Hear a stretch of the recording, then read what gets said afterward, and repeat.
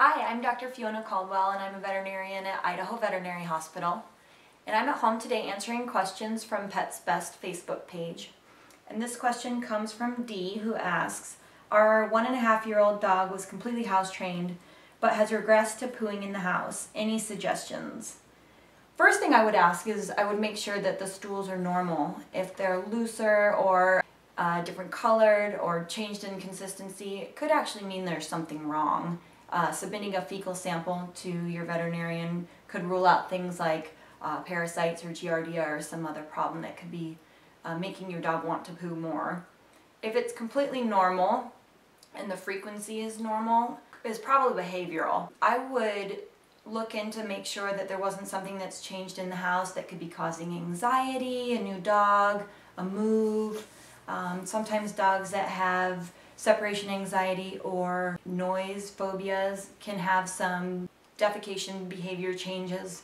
So I would keep, sounds kind of silly, but keep a journal. See when this happens. Was there a thunderstorm that day? Was your dog crated? Did somebody come to the door and ring the doorbell? Try to find a pattern, and once you can find a pattern, hopefully you'll be able to discover what it is that's causing this behavior change. If it continues, definitely consult your veterinarian and possibly a behaviorist.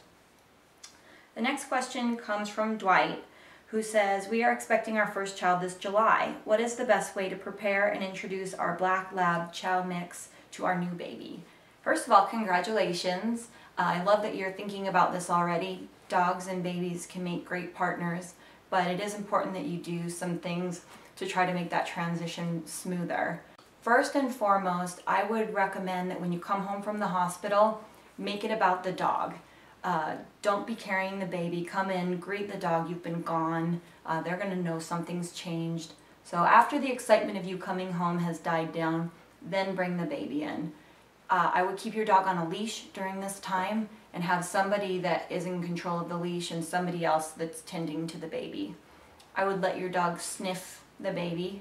If he or she gets overly excited and wants to play, then distract her. Take her away from the baby, walk away, and then try again a little bit later after everything is settled down again. Really, your goal in the beginning is to have them just peacefully coexist. You don't want her to be overly excited about the baby or want to play with it, but you want her to just tolerate the baby. If you've got a dog that's sensitive to noises, it sounds kind of silly, but you can actually play recordings of crying so that it's a sound that's familiar to them. Sometimes when the babies start to become toddlers and walk, this can be a transition time, and dogs may not tolerate a 2-year-old pulling on their tail and that type of thing.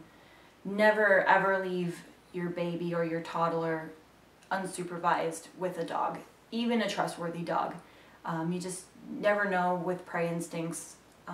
So best to be on the safe side when these guys are older.